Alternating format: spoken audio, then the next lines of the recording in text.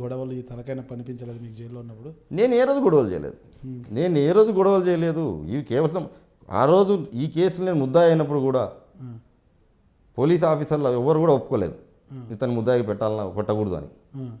ప్రతిపక్షాలు, అధికార పార్టీ, పవర్లో ఉన్నారు వాళ్ళు, ఆ ఉద్దేశంతో దాన్ని పెట్టినారు. సాక్ష్యాలు లేనప్పుడు ఎలా పెట్టారు సాక్ష్యాలు? నీకు ఇప్పుడు అప్పుడు కాలం ఎట్లుంది అంటే ఎవరు జీవితాలు రాస్తారు చూసుకోవాల్సిన పని ఏం లేదు. ఎవరు పిలుచుకొచ్చి పోలీస్ స్టేషన్ సంతకం పెట్టించి రాపించి నీ పేరు రాపించి నువ్వు సాక్ష్యం అనేది అంతే.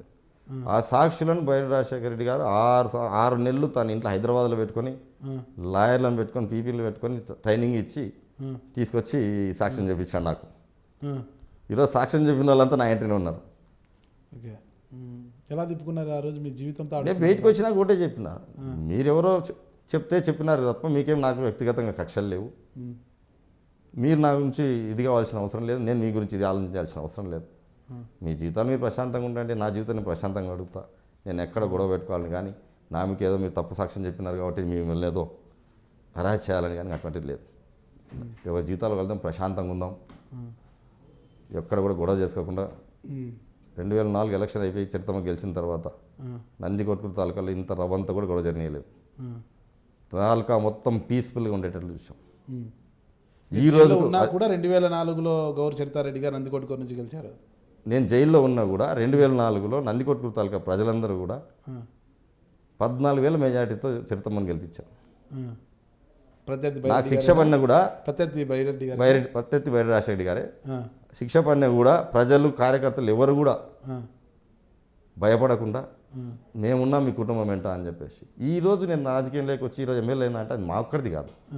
నేను కేవలం మా పెద్దలు, మా నాన్నగారు అనుకోండి, మా పెద్దలు గౌరీశ్వరరెడ్డి గారు అనుకోండి, వాళ్ళు చేసిన సహాయ సహకారాల వల్ల ఆ గ్రూపు బాగా డెవలప్ అవుతూ వచ్చింది, వాళ్ళు పెరుగుతూ వచ్చింది. అనుకోకుండా ఆయన తెలుగుదేశం పోవడము, మేము కాంగ్రెస్లో అట్లా కంటిన్యూ కావడం వల్లనే ఈ రాజకీయ జీవితం మాకు స్టార్ట్ అయింది తప్ప వేరేది కాదు. అంటే మీ ఫోర్ ఫాదర్స్ ఎవరైనా ఎమ్మెల్యే కానీ మంత్రిగా పనిచేశారా? లేదు. ఒకసారి మా నాన్నకి 89లో అవకాశం వచ్చింది ఎమ్మెల్యేగా టికెట్ ఇస్తామని. కానీ అనుకోకుండా మళ్ళీ శేషనాయుడు గారే ఉండాల్సింది వస్తే శేషనాయుడు కోసం మేము మళ్ళీ మా ఫాదర్ గారు పనిచేశారు. కానీ ఆ సందర్భంలో మీ జైలుకి వెళ్తే మీ వైవాహిక జీవితంలో కూడా ఇబ్బందులు వచ్చే పరిస్థితి వచ్చింది, జైలుకి వెళ్ళిపోయాడు, ఏం పరిస్థితి ఇది అనేసి. నాకు మొదటి నుంచి కూడా మాకు బంధువర్గం బాగా, నా బంధువులందరూ కూడా నాకు సాయం చేస్తూ వచ్చారు. మొదటి నుంచి నాకు బంధువులు, స్నేహితుల వల్లనే మనం ఈరోజు ఈ స్థాయిలో ఉన్నాం అంటే కూడా బంధువర్గం నుంచి. ఇక అంతే, ఒక మర్డర్ జరిగింది, మళ్ళీ డబుల్ మర్డర్ అంటే యాక్సిడెంటల్గా జరిగింది, అది తప్పితే మళ్ళీ ఏమి ప్రాణ నష్టం ఏం జరగలేదు ఇరువర్గాల మధ్య. తర్వాత చిన్న జరిగినాయి. తర్వాత అనుకోకుండా నరసనగౌడ్ మర్డర్ జరిగింది నందికొట్కూరులో.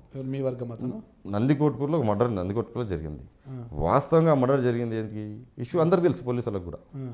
నేను 3 రోజుల ముందర ఎస్ఐ గారికి, సిఐ గారికి, అడిషనల్ డిఎస్పీగా మాకు ఉండే అప్టే గారని వాళ్ళకి ఇన్ఫర్మేషన్ ఇచ్చాను. సార్ పలానా నందికొట్కూరులో డిష్ విషయంలో పలానా నరసన్నగౌడ్ని చంపడానికి ప్లాన్ చేస్తున్నారు, ఆ డిష్ మొత్తం టౌన్లో ఏకం చేసుకోవాలని.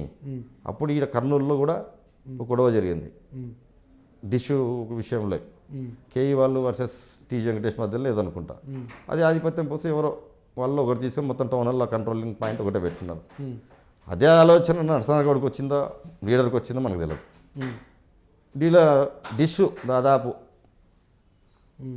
30-40 మంది పిల్లలు, ఎవరి ఏరియాలో వాళ్ళు 100 మంది శక్తి ఉన్నవానికి 100 కనెక్షన్లు, 150 కనెక్షన్లు, 200 కనెక్షన్లు పెట్టుకున్న వాళ్ళందరినీ 1 by 1 పిలిపించి నాకు అమ్మాలి, అమ్మకపోతే మేము లిడ్ చేస్తాం అని చెప్పేసి నరసన్నగౌడ్ బెదిరించినారని వీళ్ళందరూ కూడా ఆ రోజుల్లో పోయి బైరెడ్డి రాజశేఖర రెడ్డిని పోయి కలిసడం జరిగింది. హైదరాబాద్లో ఉంటే కూడా 2 జీపుల్లో పోయి, అన్న మా పరిస్థితి ఇది, నరసన్నకు చెప్పానా అంటే, అన్ని వానికే కావాలన్నా వేసేయండి రా అన్నాడు ఆయన డైరెక్ట్గా. అప్పుడు పెద్ద దిక్కు ఎమ్మెల్యే ఆయనే కాబట్టి, ఆయన మనిషే కాబట్టి నరసన్నగౌడ్ పోయి అడగడం జరిగింది. వాళ్ళ వస్తూ మాట్లాడుకుంటూ దాంట్లో 100-150 కనెక్షన్లు ఎరకల్సిన అని పిల్లనుకుంది. వాడు అందరిని కూర్చోబెట్టి మీరందరూ ఒక నెల కలెక్షన్ ఇస్తే నేను నరసన్నగౌడ్ని చేస్తానని చెప్పేసి హోటల్లో భోజనం చేసుకుంటూ తాగి మాట్లాడుకున్నారు.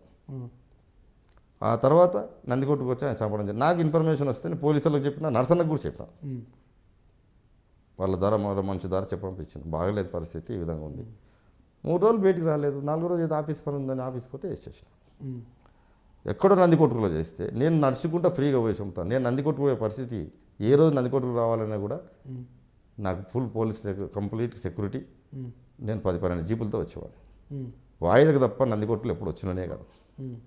అటువంటిది నేను నందికొట్టుకుల్లో వచ్చి నడుచుకుంటూ పోయి చంపినా అని చెప్పేసి నా మీద complaint.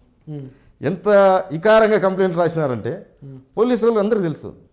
Court order government Reddy నందికొట్టుకులోకి రావాలంటే విత్ పోలీస్ పర్మిషన్, స్టేషన్కి చెప్పాలి, సిఐ గారికి చెప్పాలి, విత్ పోలీస్ ఎస్కార్ట్తో నేను నడుపుకోవాలి. అటువంటి వ్యక్తిని నడుచుకుంటా పోయినా అని చెప్పి రాస్తారు.